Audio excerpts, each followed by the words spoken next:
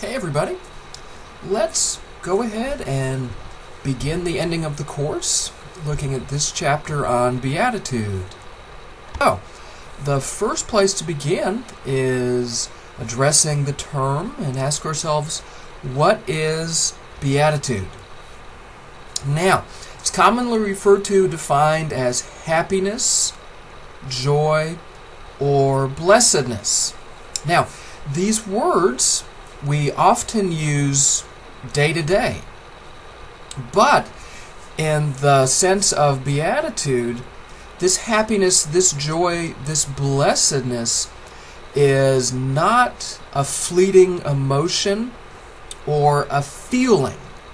And some examples here that would not apply to beatitude. For example, when you get an A on a math test, you feel really good, and that's great. People report feeling really good when somebody likes something on their social media. That's great too, but that's not what beatitude is. Beatitude is something more.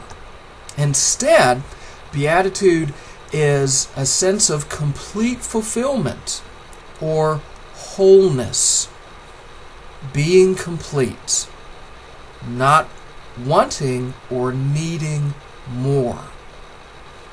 So if we look at these two differences, you can see that beatitude is you feel not only great, but there's nothing else that could make you feel better. So to take that idea and liken it to the previous bullet point, well, wow, you got an A+ on one math test, but you still want to get another A on the next math test, and so forth, and then complete that course with an A, right? Yeah. So, but beatitude is different. Beatitude is having fulfillment, a sense of wholeness, and you feel complete, to where you don't want or need more.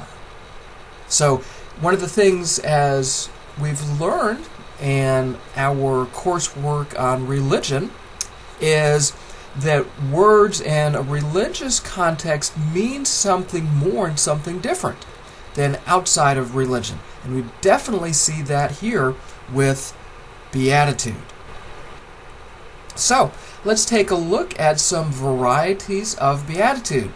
And we can divide these into monotheistic faiths, which are, you should be really good at identifying those now, Judaism, Christianity, and Islam, and then we'll talk about Buddhism.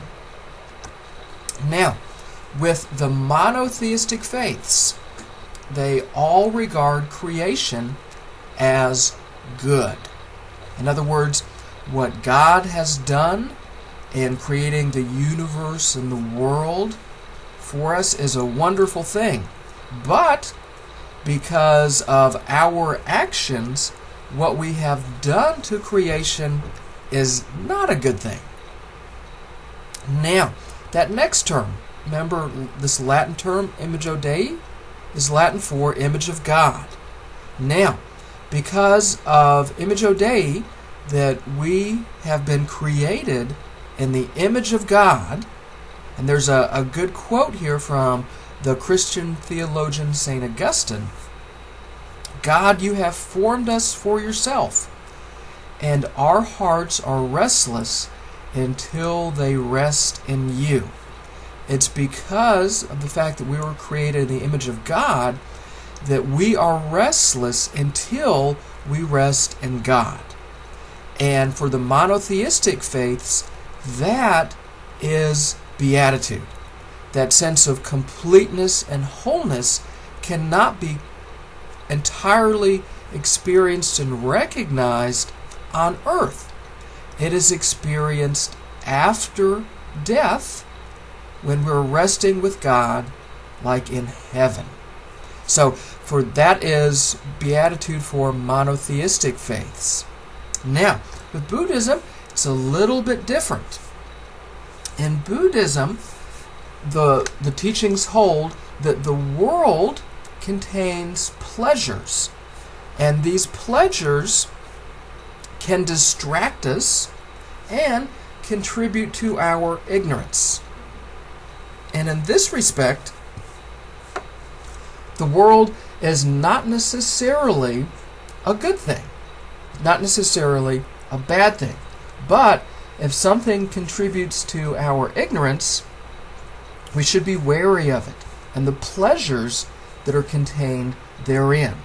Now, for Buddhism, Beatitude is the enlightened mind. And the best way to think about enlightenment is it's that aha moment that you get when, after weeks of struggling with algebra, all of a sudden you see the inner workings of algebra.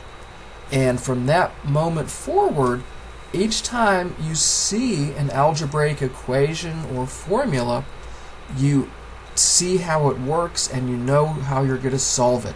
You have a new vision and a new perception. That is enlightenment. Now, the roles of samsara, how does this tie in? Well, if we remember the transmigration of the soul, commonly referred to as reincarnation, what causes us to be born, live, die, and have another life is karma. Right? Remember when we talked about karma. So the way to think about samsara is not just a wheel, but it's like being caught in a cycle that goes round and round and then up and down. And what causes the wheel to turn round and round and move up and down is karma. Those actions that we do, whether good or bad. Now, once we reach enlightenment, we are liberated. And liberation is the English translation for the word moksha. So in Buddhism, once you are enlightened, you are liberated from samsara. In other words, that wheel stops turning, and then you are experiencing nirvana. Now, the principal difference here on this slide is with the monotheistic faith's beatitude is not completely experienced until after death.